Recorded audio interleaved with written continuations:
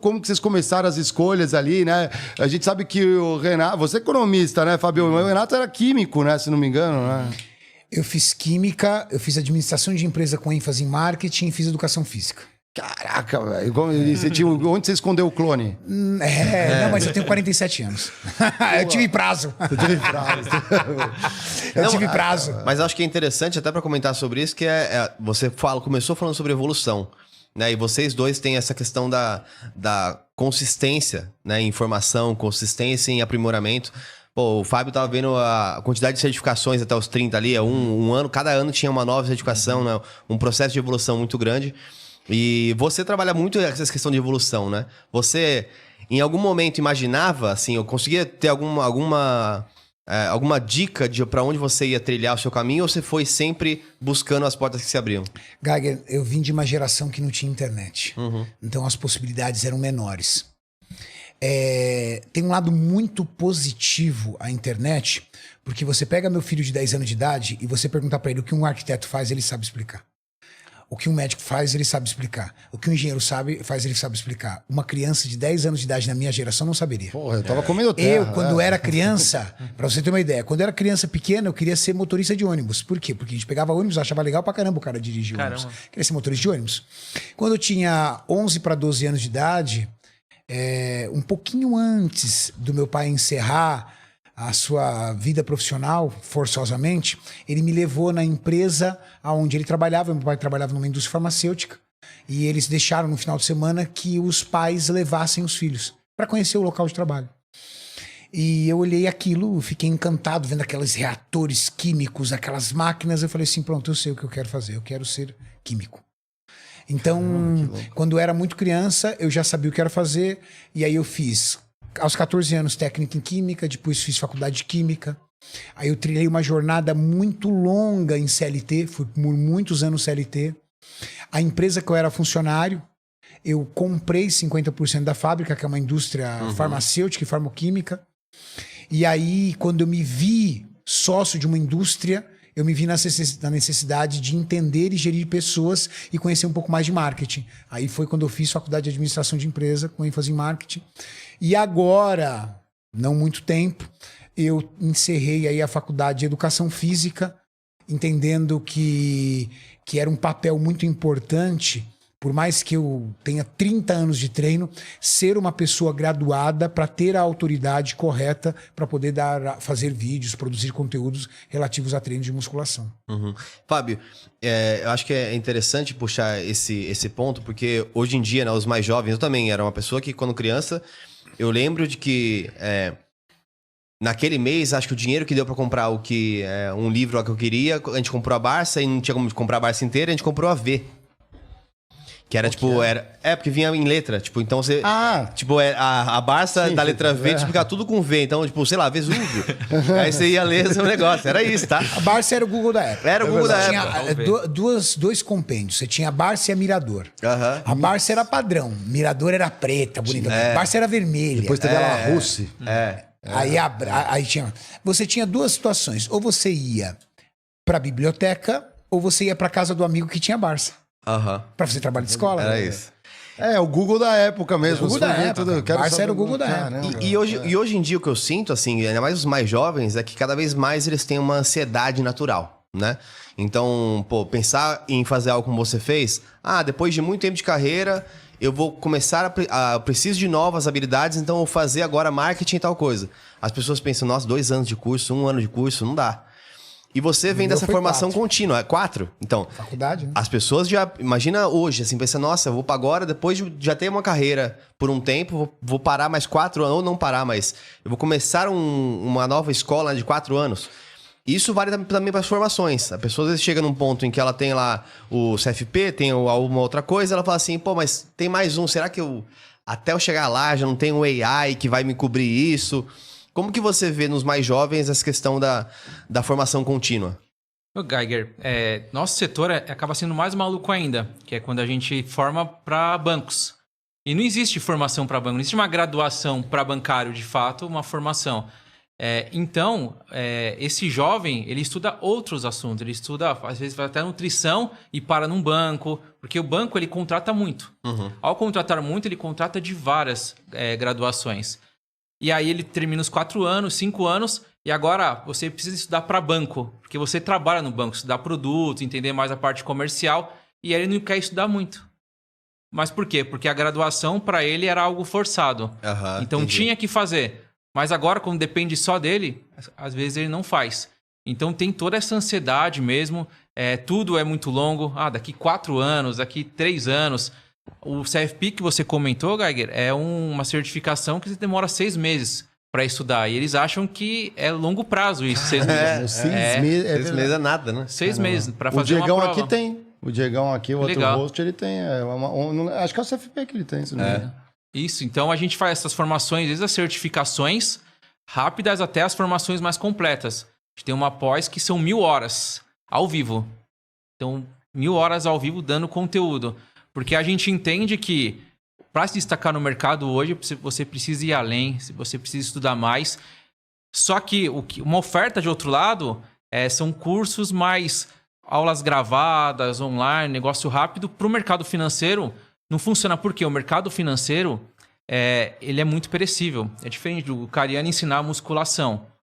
Amanhã não vai mudar tudo. No mercado muda. Os músculos não mudam de lugar, né? Do tipo, E no mercado financeiro muda, porque amanhã o dólar já mudou. Tem a parte política que entra muito na economia. Regras da bolsa, no mercado financeiro, todo dia você tem que se atualizar. E isso que é o grande desafio nosso.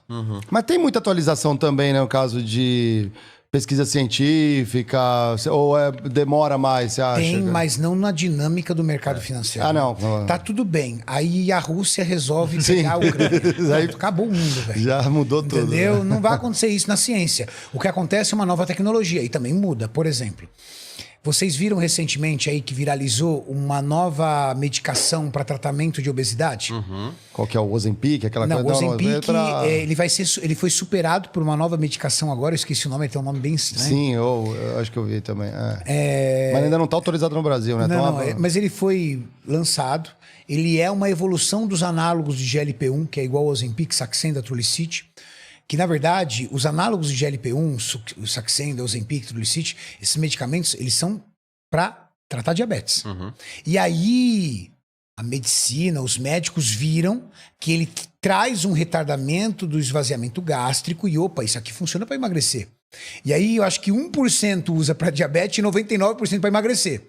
Aí o que a indústria olhou? Falou assim, cara, vamos criar com doses, mecanismos, um produto mais evoluído, baseado nessa mesma tecnologia dos análogos de GLP-1, mas vamos fazer um para emagrecimento, não para o diabetes. E eles fizeram. Isso pode fazer uma indústria farmacêutica sair do terceiro colocado para um segundo. Nossa. Eu me recordo da Pfizer, quando ela criou o Viagra. Ela saiu da terceira colocação para a primeira colocação, tomando o lugar da GlaxoSmithKline como a maior indústria farmacêutica do mundo. Ou seja, um medicamento, um produto, faz uma mudança tremenda no mercado. Sim. Só que a gente está falando de um mercado. Quando nós falamos da área financeira, ele atua em todos os mercados. Aí vai impactar no automobilístico, no farmacêutico, no alimentício, no fitness, na moda, em todos os mercados. E essa sazonalidade do mercado financeiro faz com que a demanda de profissionais seja cada vez maior, né? Porque as pessoas estão olhando agora para o investimento.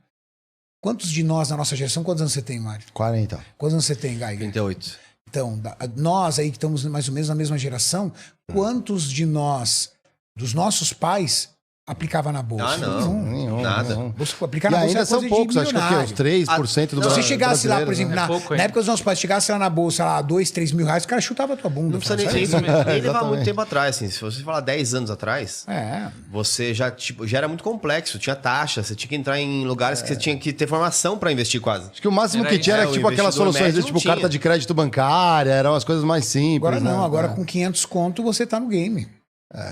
Então o número de funcionários para comportar tudo isso é muito grande. E assim, o Fábio pode dizer com mais propriedade, a gente só tá no começo, né, Fábio? Só no começo. Se você olhar para o mercado americano, a gente tá bem pequenininho ainda para isso. Tem muita oportunidade para assessor de investimentos. Porque as pessoas estão buscando entender mais de investimentos, só que elas não têm hoje essa assessoria, não confiam muito no gerente bancário. Então tem muito essa questão de a gente entra no outro papo de valorizar e formar melhor esse gerente. Então o nosso compromisso é formar. Por quê? Tem uma pesquisa da B3 que mostra o seguinte, que os clientes confiam 32% numa recomendação de um influenciador, 10% na recomendação de um amigo, 10% na recomendação de um assessor e 2% na recomendação do gerente do banco. Então tem muita oportunidade para você que faz um bom trabalho, para você, porque é muito difícil eu encontrar alguém e falar, ó, você confia no seu assessor, no seu gerente? São poucos.